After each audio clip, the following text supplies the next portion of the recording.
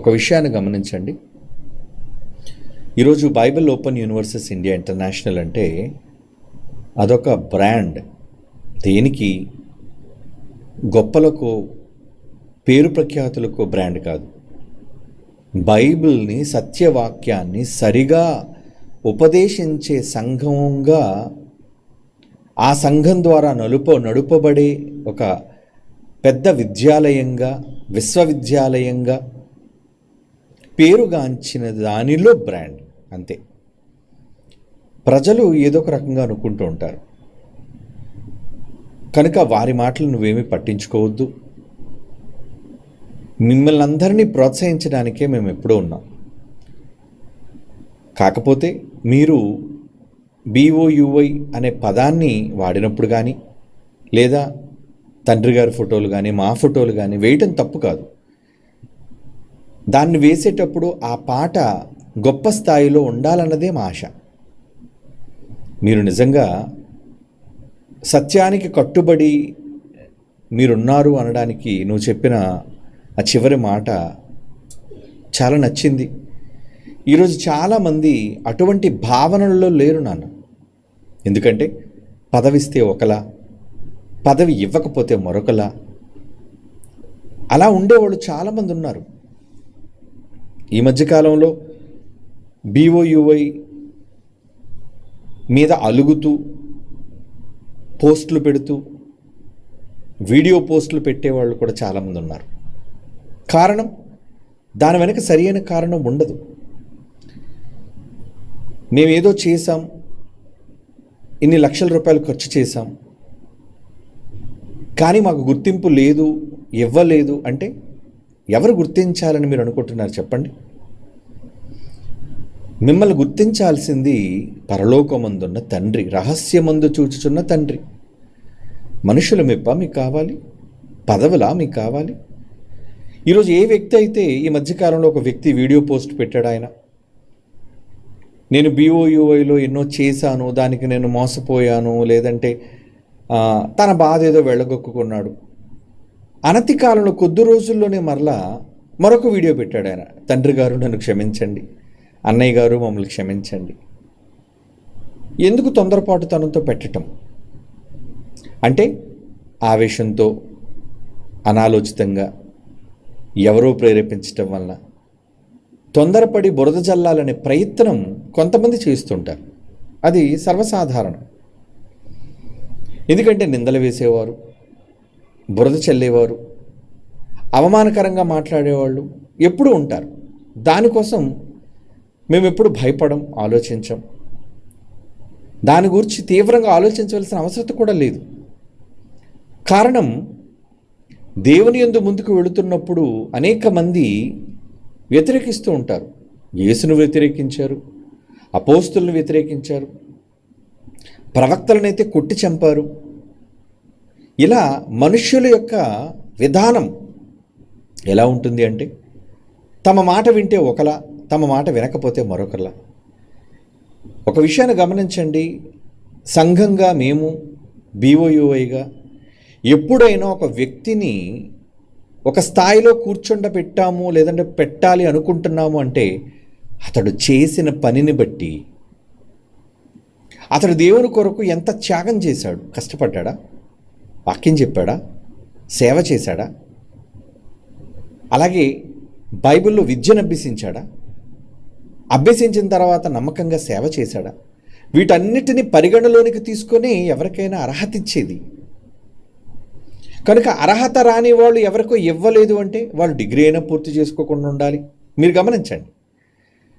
బాధపడుతూ మాకు అవకాశాన్ని కల్పించలేదు అనుకున్న వాళ్ళు ఎవరైనా సరే, వాళ్ళకి ఎందుకు కల్పించలేదు అంటే వారు డిగ్రీలు పూర్తి చేయలేనప్పుడు, బైబిల్ పూర్తిగా చదవలేనప్పుడు, ఏమండి, ఏమీ నేర్చుకోకుండా బయటికి వెళ్ళి ఏం చెబుతారు? నిన్ను ప్రశ్నించే వారికి నువ్వేం సమాధానం చెప్పగలవు? కనుక ఇలా పలు రకాల కారణాలతో సమయం రాలేదు కనుక మీకు ఇంకా ఎంపిక చేయటం అనేది జరగలేదు. అమాత్రం దానికి అలిగి, అమాత్రం దానికే కోపగించుకుని, ఏమండి, ఇవ్వనందుకు బురద చల్లి, ఆ తదుపరి కొద్ది రోజుల్లోనే మళ్ళీ మమ్మల్ని క్షమించండి అని బాధపడుతూ మరలా వీడియోలు మాట్లాడితే అవమానించబడేది మీరే. కనుక దేవుని ఎదుట మీరు అవమానించబడకుండా ఉండాలి అంటే స్థిరులు కదలని వారు అన్నాడు దేవుడు. ఎలా ఉండాలట మనం? స్థిరులను కదలని వారునై అన్నాడు. చిన్నవాడైనా మరి కృపాకర్ మాట్లాడిన మాటల్లో మీరు మమ్మల్ని గుర్తించినా గుర్తించకపోయినా, పర్మిషన్ ఇచ్చినా ఇవ్వకపోయినా మేము ఎప్పుడు కూడా ఈ సంఘాన్ని లేదంటే ఈ సత్యాన్ని విడిచిపెట్టి వెళ్ళము అని పేతురు గారు మాట కోట్ చేశాడే. ప్రభువా, ఎవరి యొద్దకు వెళ్ళుదము, నీవే నిత్య జీవపు మాటలు గలవాడు. ఒకానొక సమయంలో యేసును అందరూ విడిచిపెట్టి వెళ్ళిపోయారు. అపోస్తలులు మాత్రమే ఆయన దగ్గర మిగిలారు. కృంగిపోయాడా? లేదు. ఒకానొక సందర్భంలో పౌలు మాట్లాడుతూ ఏమంటాడంటే, నేను ఆసియాలో క్రీస్తు పక్షంలో ఉన్నప్పుడు ఎవ్వడూ నా పక్షాన నిలబడలేదు, అందరూ నన్ను విడిచి వెళ్ళిపోయారు అని బాధపడతాను. కనుక ఇవన్నీ సర్వసాధారణంగా జరిగేవి. వచ్చారని ఎప్పుడు పొంగిపోను వద్దు, వెళ్ళిపోతున్నారని కృంగిపోను వద్దు. ఇది మనం తెలుసుకోవాలి. సత్యాన్ని తెలుసుకున్న వాళ్ళు ఎప్పుడు కూడా సంఖ్యను చూచి ఏమండి అదేదో బలంగా అనుకోరు. ఈ మధ్య నా పిచ్చివాడు మాట్లాడుతూ బీఓఈఓ వాళ్ళకి ఏముందంటే వాళ్ళ ఛానల్కి 50,000 మంది కదా సబ్స్క్రైబర్స్ ఉన్నారు అంటున్నాడు. అంటే సబ్స్క్రైబర్స్ 1,00,000 మంది ఉంటే గొప్ప ఏమండి? అలా అనుకుంటే అంటే ప్రజల తాలూకా సబ్స్క్రిప్షన్స్ వల్ల సత్యం అసత్యం అనేది ఆధారపడి ఉంటుంది. అంటే వాళ్ళ అంచనా చూసారు ఎలాగుందో, వాళ్ళ ఎంపిక. ఇశ్రాయేలీలు మాకు రాజు కావాలని దేవుడిని అడిగినప్పుడు సరే రండిరా రాజుని ఏర్పాటు చేస్తాము అని దేవుడు ఇంకా వాళ్ళతో చెప్పాలనుకునే ముందు వాళ్ళు ఏమన్నారంటే, మాకు సౌలు రాజుగా నియమించండి, ఎందుకంటే ఎత్తుగా ఉన్నాడు అందరికన్నా, ఇశ్రాయేలు అందరిలో బహు ఎత్తుగా కనబడుతున్నాడు, హ్యాండ్సమ్, ఏమండి గొప్పవాడు, బలాఢ్యుడు అనుకుని వాళ్ళు ఎంపిక చేసుకున్నారు. ఎవరు ఎంపిక అది? సరే ఇంక వాళ్ళు ఎలాగా ఎంపిక చేసుకున్నారు కాబట్టి సౌలుని కావాలని కోరుకున్నారు కనుక సరే సౌలుని మీకు రాజుగా అభిషేకిస్తున్నానని చెప్పి ప్రవక్తతో చెప్పి అభిషేకించాడు. అంటే మనుష్యుల ఎంపిక దేనిని బట్టి? బలాన్ని బట్టి, ఎత్తును బట్టి, రంగును బట్టి. ఈరోజు మనుష్యులు కులాన్ని బట్టి, ఇంకా సబ్స్క్రైబర్స్ని బట్టి. ఈరోజు ట్రెండ్ అదే కదా. వీడి వెనకాతలు 1 మిలియన్ సబ్స్క్రైబర్స్ ఉన్నారండి, అయితే వీడి వెనకాతలు 10 మిలియన్ సబ్స్క్రైబర్స్ ఉన్నారండి. ఒకవేళ సబ్స్క్రిప్షన్స్ ఉన్నవాడే గొప్పవాడు అనుకుంటే నీకంటే హైందవులైన వాళ్ళు లేదంటే ఇతర దేశాల్లో ఉన్నవాళ్ళు, ఇతర ప్రైవేట్ ఏమంటారు దాన్ని, క్రైస్తవులు కానివారు, ప్రమోషన్స్ చేసుకునేవాళ్ళు, తమ సొంతగా లబ్ధి కోసం ఛానల్స్ నడుపుకునేవారు కోట్ల మీద ఉన్నారు. వాళ్ళకైతే కోట్ల మీద, సింగర్స్కి కావచ్చు, సినిమా యాక్టర్స్కి కావచ్చు. అంటే నీకంటే బైబిల్ బోధించిన ఈ 5 లక్షల మంది లేదా 1 కోటి మంది సబ్స్క్రైబర్ల కంటే వాళ్ళు గొప్పోళ్ళనా? అంటే ఎంత వెర్రోళ్ళు వీళ్ళు. సంఖ్యను బట్టి కాదర్రా లెక్క కట్టాల్సింది, దేవుని అనుగ్రహం ఉందా లేదా. నిన్నగాక మొన్నొచ్చింది యూట్యూబ్ ఫాలోవర్స్ కాదు మీ బలం. ఆ ఫాలోవర్స్లో మీ శత్రువులైనడు కూడా ఉంటాడు, ఏం పోస్ట్ పెడతాడా మా మీదని. సంఖ్య అంతటినీ చూచి వీళ్ళంతా మా బలం అనుకుంటే ఎలా? ఆయన మనుష్యులు మిమ్మల్ని అనుసరించటం వల్ల, ఫాలో అవ్వటం వల్ల పరలోకం ఆధారపడిందా? దేవుడు అన్నాడు బైబిల్లో, అరే నాన్న, ఎవరైతే యూట్యూబ్లో ఎక్కువ మంది సబ్స్క్రిప్షన్స్ కలిగి ఉంటారో వాళ్ళదే పరలోక రాజ్యం, వాళ్ళని నేను ఎంపిక చేసుకుంటాను అన్నాడా? సౌలు అటోళ్ళు మీరు ఎంపిక చేసుకున్నది. ఎలాంటి వాడు చివరికి సౌలు? ఇశ్రాయేలు జనాంగం అంతా 12 గోత్రాలు వచ్చి సౌలును మాకు రాజుగా ఏర్పాటు చేయండి మహాప్రభు అని దేవుడిని అడిగితే సరే దేవుడు కాదనకుండా వాళ్ళ మాటను కొట్టేయకుండా, మనసులో బాధ ఉన్నా, నన్ను తృణీకరించారని బాధపడుతున్నా అంగీకరించి సరే నాయన రాజుగా చేసుకోండి అన్నాడు. కానీ ఏమైంది? ఆ రాజు గొలియత్ అన్నవాడు వచ్చి దేవుణ్ణి దూషిస్తూ, ఇశ్రాయేలుని నిందిస్తూ, రోజు అపహసిస్తూ, సవాలు చేస్తున్నప్పుడు ఒక్కడు ఇశ్రాయేలీల్లో రాకపోగా ఈ ఇశ్రాయేలీలందరూ కూడా ఏరి కోరి ఎంపిక చేసుకున్న రాజు సౌలు ది గ్రేట్ ఏం చేశాడు? రోజు వాడు సవాళ్ళు వింటూ గుడారంలో కూర్చున్నాడు, సైన్యాన్ని ముందు పెట్టుకొని. చేతకానివాడు కదా, బలహీనుడు కదా. అంటే ప్రజల ఎంపిక అలాగే ఉంటుంది. ఎత్తుగా ఉన్నాడండి, బలంగా కండలు తిరిగి ఉన్నాడండి, కండలు తిరిగినోడు గొప్పోడు కాడు, ఎత్తుగా ఉన్నాడు గొప్పోడు కాడు. దావీదు చిన్నోడే. దేవుడు ఏర్పాటు చేశాడు దావీదుని. అప్పటికి ఇంకెవరికి తెలియదు. సౌలు తప్పు చెయ్యగానే, రే మీ డెసిషన్స్ అన్ని రాంగ్ డెసిషన్స్, మీ నిర్ణయాలు తప్పు, సరి చేసుకోండి అని దేవుడే యాక్షన్లోకి దిగి ఏం చేశాడో తెలుసా? పిలిపించాడు, సమూయేలు వెళ్ళు నాయన, వెళ్ళి నువ్వు వెంటనే దావీదును రాజుగా అభిషేకించరు ఇశ్రాయేలు మీద, కింగ్. అప్పటికింకా గొలియాతుని చంపలేదండి, అప్పటికింకా గొలియాతుని చంపలేదు. దేవుడికి భవిష్యత్తు తెలుసు, ఒకని పట్టిమ తెలుసు. దావీదు యొక్క భక్తి, దావీదు యొక్క పోరాట పట్టిమి, దావీదు యొక్క శౌర్యం దేవుడు ఎరిగినవాడు గనక అభిషేకించన్నాడు అంతే. పాపం సమూయేలు కూడా వెళ్ళి ఒక్కొక్కరిని పిలుస్తున్నాడట. యెషై పిల్లలు ఒక్కొక్కరుగా వస్తుంటే వీడేనా అనుకున్నాడట. వీడు కాదు, పోరా నువ్వు అన్నాడు. రెండోడు వచ్చాడు, వీడా ప్రభువా అని అంటున్నాడు. పాపం సమూయేలు, వీడు కూడా కాదయ్యా, నువ్వేంటి బయట చూస్తున్నావు రూపాన్ని అని అక్కడ ఒక మాట అంటాడండి. చూడండి ఆ మాట ఎక్కడుందో. Yes, very good. మొదటి సమూయేలు గ్రంథం 16వ అధ్యాయం 7వ వచనం అండి. మొదటి సమూయేలు గ్రంథం 16వ అధ్యాయం 7వ వచనం. అయితే యెహోవా సమూయేలుతో అంటున్నాడు, ఆయన ఏమని మాట్లాడుతున్నారు? అతని రూపమును అతని ఎత్తును లక్ష్య పెట్టొద్దు. సమూయేలు నువ్వు కూడా అలా తయారయ్యావా? మనుష్యులు లక్ష్య పెట్టు వాటిని నోట్ చేసుకోండి. మనుష్యుడు ఏదైతే గొప్పదనుకుంటాడో, లక్ష్య పెడతాడో, వాటిని దేవుడు లక్ష్య పెట్టాడు. నీ ఫాలోవర్స్ ఎవరికి కావాలా? Let them go to hell. బలమా? గొప్ప. ఒరే సబ్స్క్రైబర్స్ ఎవ్వరూ లేకపోయినా, POUI సత్యానికి స్టాండ్. ఫాలోవర్స్ అందరూ అన్ఫాలో అయిపోయినా, మరలా చెప్తున్నాను, 1000 మంది అందరూ పోయి 10 మంది మిగిలిన అనుకోండి, అయినా సత్యం సత్యమే. BOUI నిలబడుతూనే ఉంటుంది, క్రైస్ట్ చర్చ్ నిలబడుతూనే ఉంటుంది. 5గురే మిగిలిన అనుకోండి, ఏం చేస్తాడు? ఏం చేయాలి? అరే సబ్స్క్రైబర్స్ అందరూ వెళ్ళిపోయారే ఎందుకంటే చాలా ఛానల్స్ గతంలో అండి, ఇప్పుడు కాదండి, 15 years 20 years బ్యాక్ నుంచి మన ఛానల్స్ చాలా ఉన్నాయి. కొన్ని లక్షల మంది సబ్స్క్రైబర్స్ ఉన్నారు దానికి, కానీ స్ట్రైకులు పడి లేపేశారు. అంటే వీళ్ళ కోసం నేనేం చెప్పటం లేదు, కానీ ఆ ఛానల్స్ ఎప్పటి వరకు ఉంటే మిలియన్స్ మీద ఉన్నాం మనకి. ఏమండి?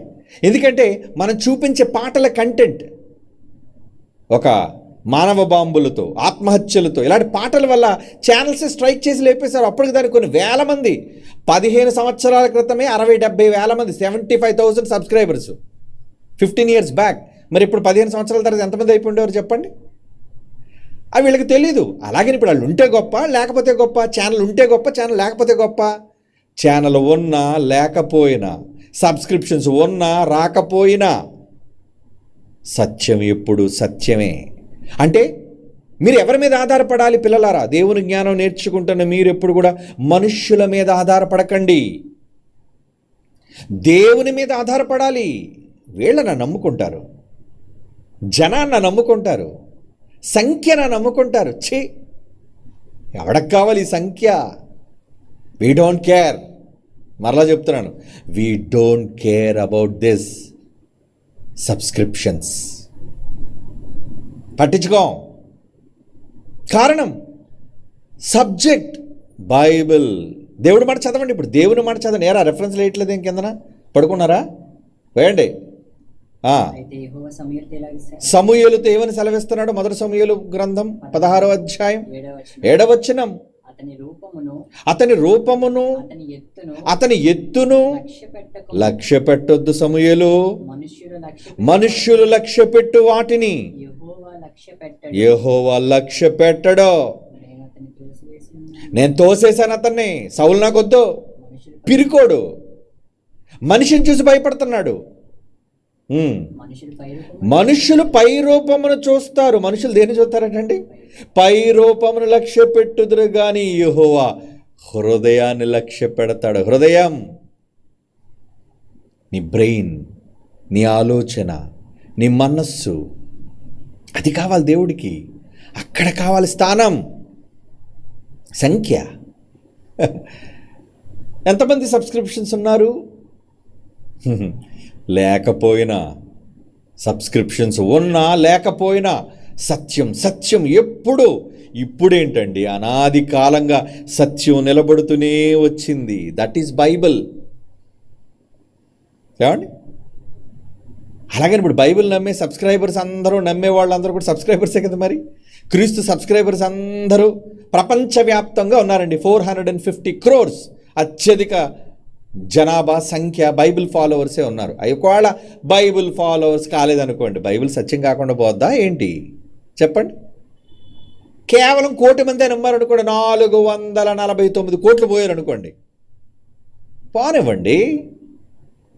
అందరూ పోయారు కాబట్టి సత్యం సత్యం కాకుండా పోతుందా? యేసుప్రభు దేవుడు కాకుండా పోతాడా? సత్యం మీద ఆధారపడేవాడు, దేవుని మెంటాలిటీ కలిగిన వారు ఇలాగే ఉంటారు. కానీ ఈరోజు ఉన్నోళ్ళు ఏమండి, ఈరోజు ఉన్నోళ్ళు సేవకులు కావచ్చు, పాటగాళ్ళు కావచ్చు, ఆటగాళ్ళు కావచ్చు, ఎవడైనా ఆ పనికిరాని సబ్స్క్రిప్షన్ కోసం. ఏమండి, ఏ రోజైనా నేను నా నోటి ద్వారా మా ఛానల్ సబ్స్క్రిప్షన్ చేసుకోండి, మాకు డబ్బులు, మా సబ్స్క్రైబ్ చేసి మా ఛానల్ ద్వారా మాకు డబ్బులు ఇవ్వండి అని ఈ రోజైనా ప్రకటన చేశామా? ఏమండి, ఆలోచించండి. అంటే చేసి వెళ్ళి ఏదో మనవాళ్ళిగా చేసుకోవలసిన అవసరం లేదు. ఏమండి, ఇష్టం ఉంటే వస్తారు, నచ్చకపోతే పోతారు, పోనివ్వండి. ప్రజల కోసం బ్రతికేది కాదు BOUI. ఏమండి, ప్రజల కానుకల కోసం బ్రతికేది కాదు క్రైస్ట్ చర్చ్.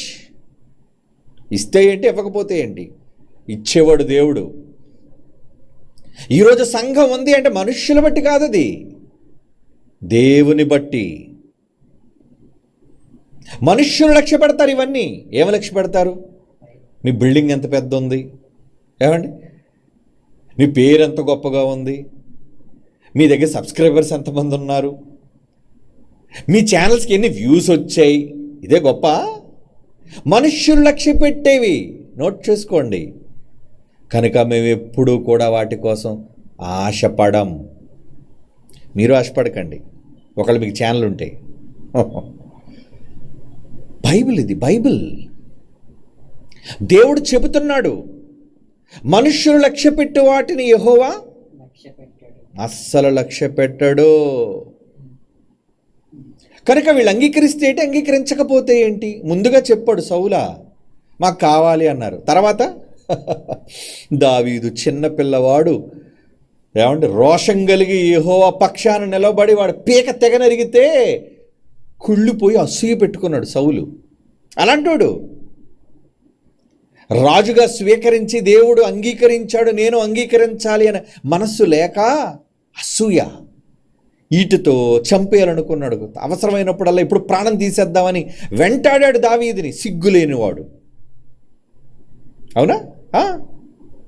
అంటే మనుష్యుల ఎంపిక ఇలాగే ఉంటుంది. కనుక దేవుడు ముందే చెప్పాడు, అరే ఎందుకురా మీరు అనవసరంగా మనుష్యులు మీకు పాలన చేయాలని ఎందుకు అనుకుంటున్నారు? యెహోవాని నేను ఉన్నానుగా, మీకు కావలసినవన్నీ నేను ఇస్తున్నాను కదా, నేను వద్దా? చెప్పాలి, సరిచేయాలి. ఏమండి, ఈరోజు స్త్రీల సమావేశంలో కొన్ని సరిచేశాను వెళ్ళి. ఏమని హెచ్చరించాను? కొన్ని విషయాల్లో జాగ్రత్త, మీరు చేసే పనుల విషయంలో జాగ్రత్త, మీరు ఖర్చు పెట్టే డబ్బుల విషయంలో జాగ్రత్త. హెచ్చరించినప్పుడు వినాలి, లేదా పోతారు. మేము వినమన్నారనుకోండి, తోసేయడమే బయటికి. వినం అన్నాడు, పో. ఎవడికి భయపడేది కాదు. హేమాహేముల మహాపర్వతాలు లాంటి వాళ్ళు ఏదో ఎదిరించాలని వచ్చినా ఢీ కొట్టి పగిలిపోయారు, ఏం చేయలేక. ఇప్పటికీ చాలామంది చూస్తున్నారులేండి, ఎప్పుడు వీళ్ళు తప్పుకు దొరుకుతారా, లేదంటే ఎప్పుడు కూల్చేద్దామా, ఎప్పుడు పడగొట్టేద్దామా.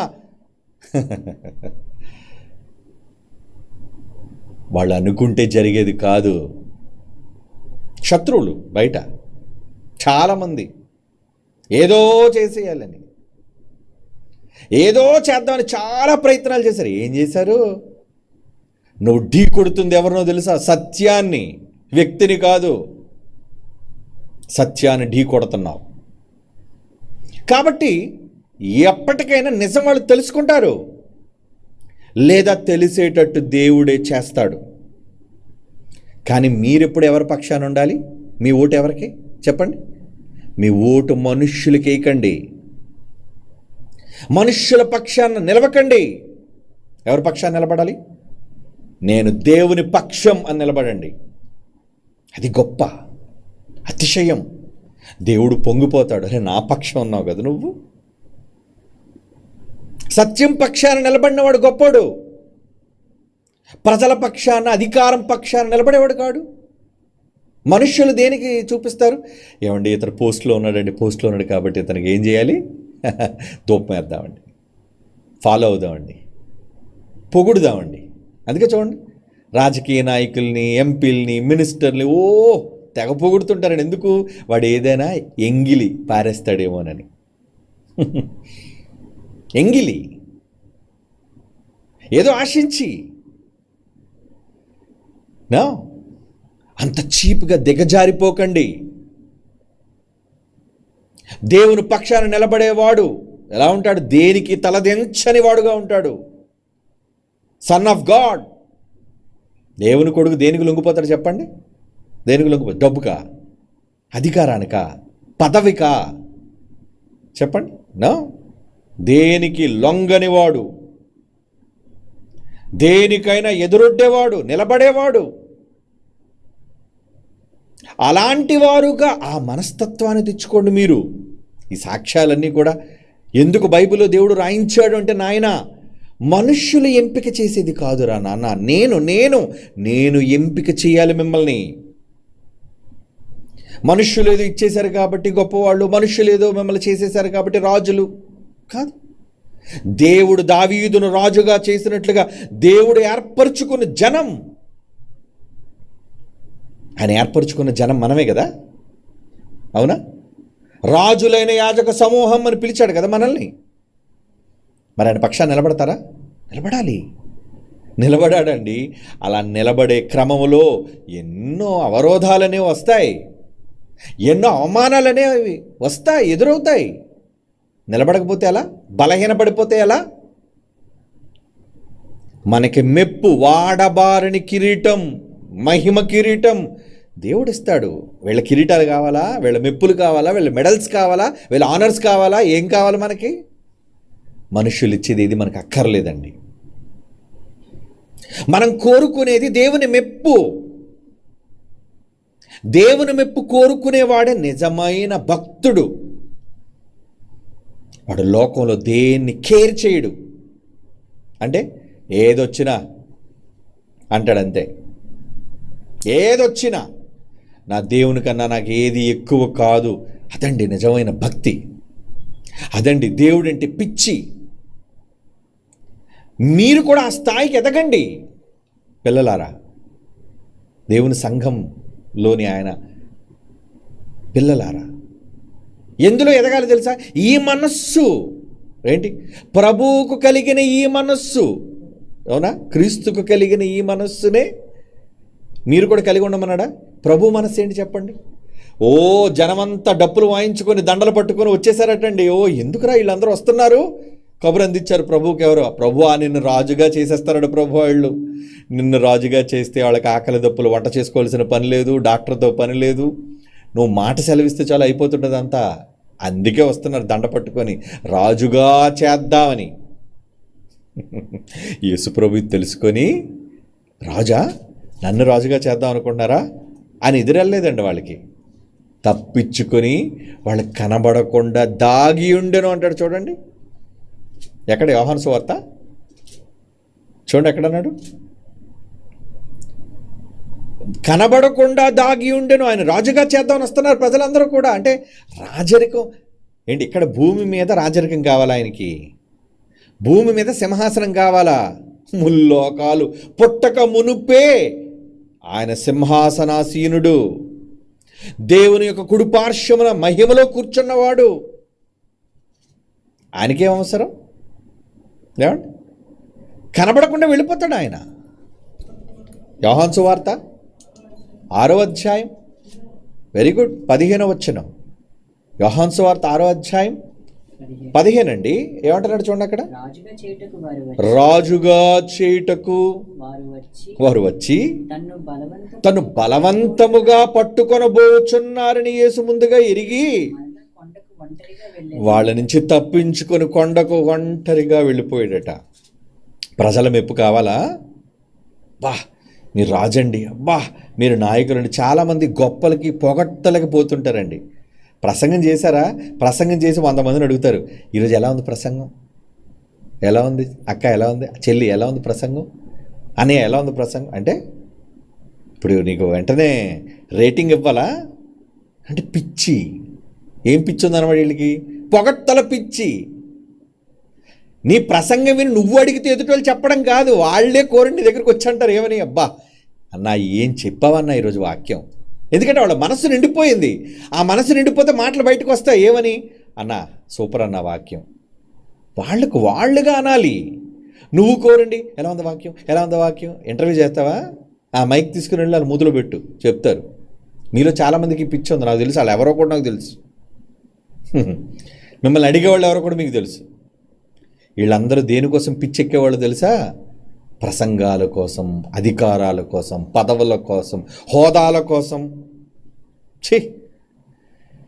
దేవుడివ్వాలి హోదా, దేవుడివ్వాలి అధికారం, పదవి. ఆయన దేవుని కుమారుడుగా ఉన్న పదవికి మించిన పదవి ఉంది చెప్పండి? అంతకన్నా గొప్ప పదవి ఉందా? President of India, prime minister of India, prime minister of great Britain, ఇంకా నీచం. గొప్పవయ్యి ప్రెసిడెంట్ ఆఫ్ అమెరికా, లోకానికి ఇవి గొప్ప, కానీ దేవుడికి సన్ ఆఫ్ గాడ్, నువ్వు నా కొడుకు అయ్యా. పుట్టారు చాలామంది లోకంలో కొడుకులు. ఎందుకు కొరగాని వాళ్ళు, బాధ్యత విస్మరించి బ్రతుకుతున్న దుర్మార్గులు వాళ్ళంతా. నా కడుపుని చెడపుట్టారు వాళ్ళు, దుర్బీజులు అన్నాడు దేవుడు. వాళ్ళు దుర్బీజులు రా వాళ్ళు. నాకు పుట్టి ఎవడో పేరు చెప్పుకుంటున్నారు వాళ్ళు. బాధ. అలాంటి వాళ్ళ దేవుడు అనుకుంటాడు, ఎంపిక చేస్తాడు. ఆయన ఎంపికలో ఉండేది ఎప్పుడు కూడా బహు కొద్ది మంది, వెరీ ఫ్యూ, చాలా తక్కువ. ఆ తక్కువలో నువ్వు ఉన్నావా? మనం ఉన్నామో లేదో ఆలోచించుకోవాలి. అలా ఆలోచించుకోవాలంటే లోకంలో గొప్పలకు పోకూడదు. లోకంలో నువ్వు గొప్పలు కోరుకుంటున్నావంటే నీకు ఏది దక్కదు. వీళ్ళు గొప్పలు ఎంతకాలం ఉంటాయి చెప్పండి? మనుషులు ఇచ్చే గొప్పలు ఎంతకాలం ఉంటాయండి? మనుషులు ఇచ్చే పేరు ప్రఖ్యాతులు ఎంతకాలం ఉంటాయి? పొగిడిన మనుషులు ఏ నోటితో పొగిడారో, నిజమో అబద్ధమో తెలియకుండా నీకోసం ఒక విషయం తెలవగానే, ఒక న్యూస్ బయటికి రాగానే నిన్ను చేదరించుకుంటారు, అసహించుకుంటారు. That is low class mentality. అంటే తక్కువ స్వభావం, నీచ స్వభావం వాళ్ళది. అందితే ఒకలా, అందకపోతే మరొకలా. అది మానవ నైజం. కనుక వీళ్ళు గొప్పల పొగట్టల కోసం నెవర్ ఎవర్, ఎప్పుడు కూడా మనుష్యుల మెప్పుల కోసం పనిచేయకండి. దేవుని మెప్పు కోసం పనిచేయండి. చాలామంది డాడీ వస్తున్నారని కానీ వెళ్ళటే లే పని చేయాలి. ఎందుకు? సిగ్గుపడండి. డాడీ మీకు పరలోకం ఇస్తాడు. డాడీ కూడా చూసి నా ఎదురుగుండా వచ్చేసరికి లెగుస్తున్నట్టే పిచ్చి కోపం వస్తుంది డాడీకి కూడా. ఎందుకు? ఎరా నన్ను చూసా లెగుస్తున్నారు ఇప్పుడు మీరు అందరూ. ఒక మనిషి మిమ్మల్ని అసహించుకుంటున్నప్పుడు దేవుడు. కనుక దేవుని మెప్పును కోరడానికి ప్రయత్నం చేయండి. లోకంలో మనుష్యుల మెప్పు కాదు. కనుక కృపాకర్ నువ్వు చెయ్యి, పాటలు చెయ్యి. కానీ ఒక పెద్ద వ్యక్తి పేరు నువ్వు వాడుతున్నప్పుడు ఆ పేరుకు తగ్గట్టు నువ్వు చేయగలగాలి. పాట కూడా వినసొంపుగా ఉండని, చేయలేరని కాదు, చేయగలరు. ఆ స్థాయి, ఆ గొప్పతనం, అలా నువ్వు చేసినప్పుడు మీలాంటి వాళ్ళని ప్రోత్సహించడానికి ఎప్పుడూ మేము ఫ్రంట్ లైన్ ముందునుంటాం. మేము ఎంతోమంది పిల్లలు అని మేము పాట చేసాం చూపించండి, ఓకే ప్లే చేయండి అన్న, ప్లే చేయండి అని అంటున్నాం. ఎందుకు? మన పిల్లలు మనం ప్రోత్సహించకపోతే ఎవరండి ప్రోత్సహిస్తారు? బయటోడు పిలిచి వేదిక మీద ఓపెన్ చేస్తాడు పాట. మన పిల్లలు, సత్యాన్ని నేర్చుకున్న పిల్లలు, వాళ్ళు ప్రొజెక్ట్ చేయవలసిన బాధ్యత మనది, ఈ ప్రపంచానికి చూపించవలసిన బాధ్యత మనది. కాబట్టి మేము ఎప్పుడు మీరు మంచి కోసం ఏ ధర్మకార్యం చేసినా, ఏ గొప్ప కార్యం ప్రభు గొప్పతనం కోసం మీరు చేసినా చూపించడానికి మా సహకారం ఎప్పుడూ ఉంటుంది. కాబట్టి మీరేదో గొప్పవాళ్ళనో, మీరేదో డబ్బులు ఇచ్చారనో ఇవ్వలేదనో, ఎందుకంటే చాలామంది ఉన్నారు ఏమండి, ఇస్తే ఒకలా మాట్లాడతారు, ఇవ్వకపోతే మరొకలా మాట్లాడతారు, పదవి ఇస్తే ఒకలా మాట్లాడతారు, పదవి ఇవ్వకపోతే దోషించి మాట్లాడతారు. అలా మీరు ఉండకండి. అలా ఈ సంఘం ఇప్పుడు ఉండదు. ఒకరికి అధికారం పదవిని కట్టబెడుతుందంటే వాళ్ళు దానికి అర్హులనే కట్టబెడుతుంది, అనర్హులకు పీకేస్తుంది, తీసేయడమే. కనుక దేవుని పనిలో మీరు ముందుకు వెళ్ళండి. ఆయన పని కోసం సంఘంగా మా ప్రోత్సాహం ఎప్పుడూ మీకు ఉంటుంది పిల్లలారా. కానీ మంచి పక్షాన నిలబడండి. దేవుని కార్యక్రమాలను ఘనముగా గొప్పగా చెయ్యండి. మేము ఎప్పుడు అదే కోరుకుంటున్నాం. ఇంట్లో పండగ అయితే ఎలా చేస్తావు, నీ ఇంటిలో పెళ్ళి అయితే ఎలా చేసుకుంటావు, నీ ఇంటిలో శుభకార్యం అయితే ఎలా చేసుకుంటావు, అదే దేవుని కార్యక్రమం అయితే. ఏమండి, క్రైస్తవుల్లోని లోపం అదేనండి. వాళ్ళ ఇంటిలో శుభకార్యాలు, పెళ్ళిళ్ళు చూడండి ఎంత అంగరంగ వైభవంగా ఆర్భాటంతో చేసుకుంటారు. మరి సభలు పెట్టేసరికి, దేవుని కార్యక్రమాలు పెట్టేసరికి ఎందుకు పర్లేదులేండి, ఏదో తక్కువగా చీప్ స్పీకర్ ఎవరున్నారు చూడండి, తక్కువ డబ్బులకు వచ్చే ఆ బ్లాక్ అండ్ వైట్ పోస్టర్లు వేద్దామండి, కరపత్రాలు ఏదో వేసేద్దామండి, పిలిచేద్దామండి, వచ్చేస్తారండి, ఏదో చిన్న స్టేజ్ కడితే చాలండి. నెవర్. అంటే వచ్చే సేవకుడు పెద్దవాడు కాబట్టి పెద్ద స్టేజ్ వేయాలనా? చిన్నవాడైతే బల్లేసి మీటింగ్ పెట్టేస్తావా? నువ్వు చెప్పాలనుకున్నది ప్రజలకు గొప్పగా చెప్పి చూపించు. ప్రసంగికుని బట్టి కాదు స్థాయి, చెప్పే వాక్యాన్ని బట్టి స్థాయి. అంటే నువ్వు వాక్యాన్ని ఎంతగా ఎలివేట్ చేయాలనుకుంటున్నావు, గొప్పగా చూపించాలనుకుంటున్నావు. చాలామంది అలాంటి దగ్గరే రాజీ పడిపోతారండి. ఎలాంటి రాజీ? ఏదో చేస్తే చాలండి, ఏదో మీటింగ్ పెట్టామా లేదా, ఏదో సెమినార్ పెట్టామా లేదా, ఏదో మన దగ్గర డబ్బులు ఖర్చు పెట్టామా లేదా, ఏదో చేసామా లేదా అన్నది కాదు, ఎలా చేసాము అన్నది ముఖ్యం. ఎలా చేసావు? అలా మీరు ఏ రోజున ఆలోచిస్తున్నారా?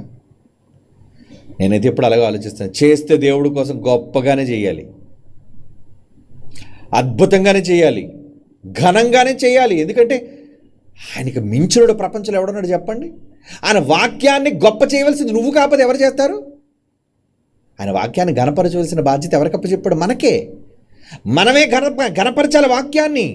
నీ తండ్రిని నువ్వు కీర్తించకపోతే, ఆ యేసుక్రీస్తుని నువ్వు కీర్తించకపోతే ఎవరయ్యా కీర్తించేది? గొప్పగా చూపించాలి. అందుకే మన పాటల్లో ఎప్పుడు దేవుని గొప్పగా చూపిస్తాం, మన పనుల్లో ఎప్పుడు దేవుని గొప్పగా చూపిస్తాం, మన త్యాగాల్లో ఎప్పుడు దేవుని గొప్పగా చూపిస్తాం. ఎస్, అలాగే చూపించాలి. అలా చూపించేవాడు నిజమైన ఫాలోవర్, దేవునిని వెంబడించువాడు, క్రీస్తుని వెంబడించువాడు. కాబట్టి మీరు నిజముగా దేవుని ఘనపరచాలనుకుంటే దేవుని కార్యక్రమాలను ఘనముగా చేయండి. అలా చేస్తే మేము ఎప్పుడూ మీ వెంటే ఉంటాం, మిమ్మల్ని ప్రోత్సహిస్తూనే ఉంటాం. ఓకే కృపాకర్.